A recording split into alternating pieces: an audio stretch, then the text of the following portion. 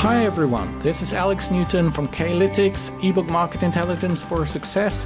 Today we're going to look at a very exciting topic, keyword hijacking on Amazon Kindle, riding on someone else's wave. Well, does that work? How does it work? Watch now. Before we get into the details of keyword hijacking specifically on Amazon Kindle, I want to set a record straight. In the online marketing world, there are legitimate things, there are not so legitimate things, and there are outright criminal things. This video is not about black hat techniques. Now, jumping on a bandwagon is one thing, and as an example, take social media. If you've been anywhere near online marketing, and if that was your business, you had to jump onto the bandwagon of social media. You know, if it was back in 2010, 2011, here you see the search volume for social media on Google Trends as an indicator of that wave. And of course, these are waves that you want to recognize and jump onto. And if it was not social media, if you go a couple of years back, SEO, search engine optimization was the big thing. And if you go even further back, 2004, 2005, you see PPC, pay per click, was the big advertising thing. And now it's almost fading out compared to these other topics. And of course, you're always in search of the next wave. And yes, the next wave is, for example, mobile and responsive web design, as you can see it emerge here. So jumping on certain bandwagons is something everybody has to do who wants to compete, no doubt. It's a completely different thing, though, if you are doing what I call dodging the fare. That's something entirely different. This is where you basically try to live off somebody else. So say there is a marketeer, spends a lot on a marketing campaign using certain keywords, it generates a big hype, and you start to hijack and jump onto that traffic. And for those of you who are affiliate marketeers and not authors, there is various techniques for doing that. And obviously not to speak of malicious black hat techniques we don't even want to get anywhere near. Techniques that also exist out there and I don't even want to mention. So today's focus is on the legitimate side of things, and it's that area which is jumping on a bandwagon. And yes, there are shades of gray or shades of red and orange in this case that go into the dodging the fare type of thing. So what is keyword hijacking technically speaking? Basically it means using high volume or trending keywords for which the advertised content is of limited or no relevance. What you do is use the strength of someone else's keywords. And the purpose of this is obviously to get cheap or free traffic. And that technique is also being used on Amazon. And what it is on Amazon and how it works, we're going to look into in a second. Before we do, though, the idea is not new.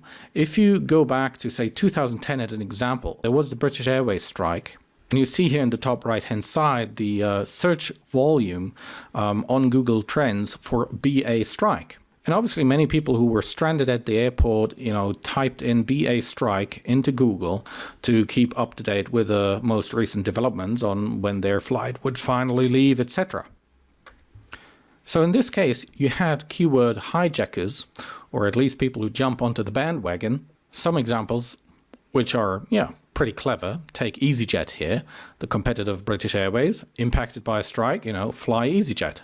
Well, that's pretty smart. But look at this. We know strikes stink. Go to theperfumeshop.com. I mean, this is strange, huh? And then take Ann Summers lingerie and sex toys online. The planes may be grounded, but you can still take off with our toys. So back to Amazon Kindle, and let's have a look at how this works on Amazon. My favorite example, take the 50 Shades of Grey hype. The book came out there back in, 2011, 2012. And here in 2015, early in the year, we had this big hype that came with the launch of the motion picture 50 Shades of Grey. Now, where there is success, there will be copycats. On the left side, the original book, 50 Shades of Grey. On the right-hand side, here a parody, 50 Shades of Grey, even the same title, The Strange Days Parodies. And look at this, the original author, E.L. James, real name Erica Mitchell. On the right hand side, the copycat E.L. Balliet. Similar cover design, so I don't even know how this would work from a legal point of view. But the book on the right hand side does exist on Amazon Kindle. Sells for $2.99, got pretty bad reviews. And I just had another look today. Well, it was around sales rank 35,000, something like that. But it doesn't stop there. If you go onto Amazon, Kindle eBooks, and type 50 Shades of, you see here the top hits are all really related to 50 Shades of Grey. Okay. But type in any other letter, in this case the letter K, you get here 50 Shades of Cream, 50 Shades of Kale. Now 50 Shades of Kale, that's my favorite one here. You really get a book that's called 50 Shades of Kale, 50 fresh and satisfying recipes that are bound to please. The one beneath, 50 Shades of Chicken. And how inventive can you get? This is just a snapshot here out of a list of about 500 titles that we found that have 50 shades of as the start of the keyword. And some of these are really weird, 50 shades of bacon, 50 shades of bipolar. Who the heck wants such types of books? Well, that is exactly the question. Is it worth anything? And we had a closer look. The K-lytics team performed a special analysis to shed light on this question, and we plowed through some 550 shades of Amazon search results for you, looking at the sales rank, looking at the estimated sales per day, and this is the result. So let's go one by one. The original 4 titles, the 3 parts of the trilogy and the trilogy sold as a package, these 3 books here have a sales rank between 150 and 300 something. The next 6 books out of 500 that start with 50 shades of, each average sales of about 19 to 45 copies a day.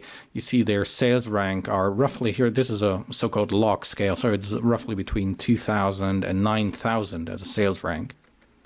And if you go further down the list and add another 21 books, each averaging between 2 and 18 books a day, that's in total some 31 books, and we're already down to a sales rank here of around 40 or 50,000.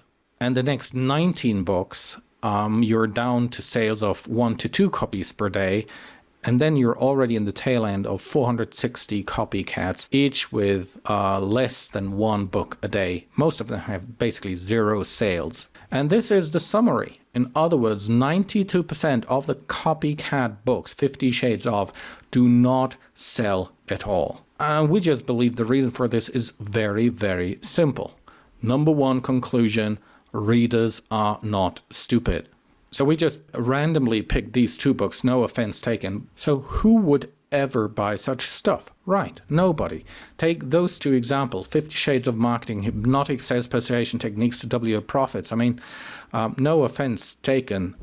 These books do not sell. Readers are not stupid. And if you want to buy a book about kale, you buy a book about kale and not 50 Shades of Kale.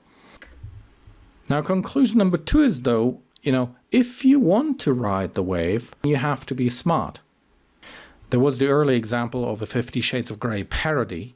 That worked very well. This is an example where the publisher took 50 Shades of Grey into 50 Shades of Amish Love and created a romance series of a whole number of books where that very title, is brought into a sub-niche of the romance market. The 50 Shades of is used as a keyword, but not right at the beginning, and it obviously seems to work.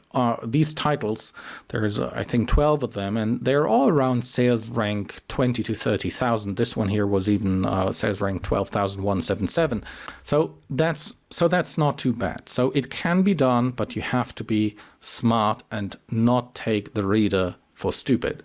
But the third, and for me, most important conclusion, if I look at the number, so just as a reminder, in more than 90% of these cases, this does not work to just hijack the keyword of somebody else. So if I take this data point, for me, the conclusion is very simple. Conclusion number 3, be authentic.